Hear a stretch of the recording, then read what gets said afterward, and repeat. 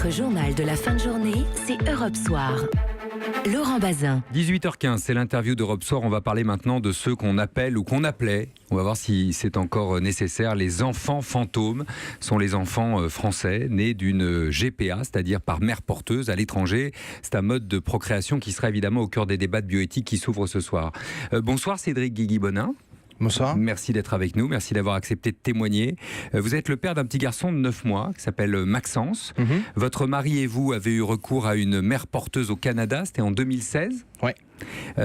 Comme beaucoup de couples français, qu'ils soient homosexuels ou hétérosexuels d'ailleurs. Tout à fait. Et depuis votre retour en France, vous dites que vous vivez un enfer administratif, c'est-à-dire ?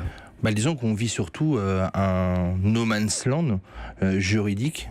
Parce que cet enfant qu'on a conçu dans ce projet de famille, aujourd'hui, aux yeux de la loi française, il a des papiers.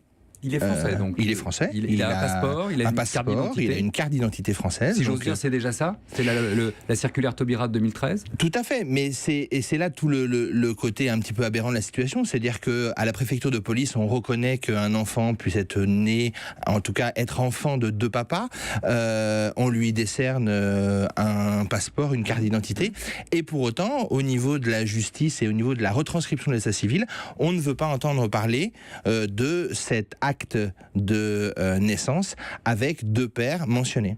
Vous n'êtes pas son père officiellement à l'état civil ? À l'état civil, ni l'un ni l'autre ne sommes le père, puisqu'aujourd'hui, il faudrait en fait que l'un des deux puisse se déclarer comme le père, et que le l'autre... père biologique, vous voulez dire ? Oui, voilà, et que l'autre adopte l'enfant du conjoint, puisque c'est la procédure aujourd'hui qui a été trouvée.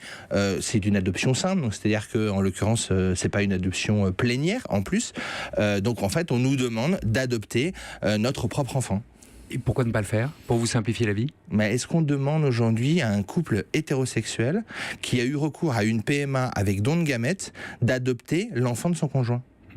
Tout simplement. Aujourd'hui, on a eu un projet de vie, on a décidé d'avoir un enfant, de faire famille, et on nous demande aujourd'hui d'adopter notre propre enfant. Donc pour parler clair, vous refusez de dire à l'état civil c'est moi le père ou c'est mon conjoint le père ? Parce qu'il n'y a pas de... Vous voulez pas dire lequel des deux est le père biologique par exemple ? Mais parce que en fait la biologie, j'ai envie de dire on s'en fiche un peu. Aujourd'hui, qu'est-ce qui est important ? Qui est-ce qu'aujourd'hui, allez dire à un couple qui adopte des enfants, vous n'êtes pas le vrai père parce que vous n'êtes pas les pères biologiques. Aujourd'hui, est-ce que c'est important d'être... Est-ce que c'est plus important d'être né d'eux ou est-ce que c'est important d'être enfant d'eux ? Et c'est toute la différence entre un acte d'état civil français et un acte d'état civil, par exemple, canadien, où en France, vous êtes né d'eux. Donc, fatalement... Au Canada, c'est clair. Au Canada, vous êtes enfant d'eux. Il y a deux pères, donc. Il y a deux pères. Point, avec deux noms, et c'est exactement. Tout. Il va aller à la crèche, Maxence, bientôt, non ? Oui, il va aller à la crèche bientôt. Il est inscrit, il n'y a pas de souci là-dessus ? Il est en cours d'inscription et il ira à la crèche sans aucun problème. Donc ça pose aucun souci pour le gosse ? Mais il n'y a aucun problème pour... L'INSEE a reconnu son acte de naissance canadien puisqu'il a décerné un numéro de sécurité sociale à Maxence. Si vous devez, je touche du bois pour que ça n'arrive pas, bien sûr, emmener demain Maxence à l'hôpital, comment vous prouverez que vous êtes son père ? Aujourd'hui, on est tous les deux sur notre carte de sécurité sociale, on est tous les deux... Ça aussi, ça marche. Ça aussi, ça fonctionne. Donc il n'y a que le livret, finalement, d'état civil qui n'enregistre pas. C'est beaucoup, parce que si demain, il arrive quelque chose à l'un ou à l'autre, ça peut avoir des conséquences dramatiques. Si demain, ça va plus loin. Si à sa majorité, nous sommes grabataires et que Maxence dise, j'ai aucune obligation morale vis-à-vis de vous. Je connais pas ces gens. Je connais pas ces gens. Donc voilà, la filiation, elle a quelque chose d'important. Au niveau des retraites, au niveau de plein de choses. C'est très important de pouvoir donner vraiment une reconnaissance, qui par ailleurs, cette reconnaissance, elle est dans la vie de tous les jours. Est-ce qu'il faut aller au-delà et légaliser le recours aux mères porteuses en France ? Alors c'est un grand débat. En tout cas, il faut ouvrir le débat. Aujourd'hui, il y a une fermeture du débat complet. Le CCNE n'a pas voulu mettre ça dans la liste des choses à débattre durant ces états généraux d'éthique. Le CCNE, le Conseil national d'éthique.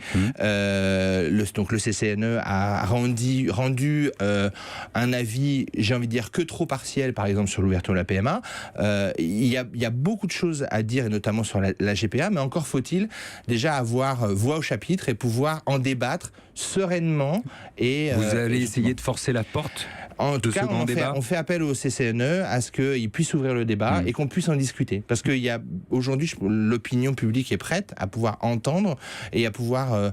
On a cette diversité de familles. Vous pensez que les Français sont prêts? 60% des Français sont prêts et en tout cas ne sont pas opposés à ce que des familles se créent par voie de GPA. En tout cas, on embrasse Maxence ce soir. Merci, c'est gentil. Merci d'avoir été avec nous, Cédric Guigui-Bonin, pour témoigner de votre situation qui est effectivement assez invraisemblable, quoi qu'on en pense par ailleurs.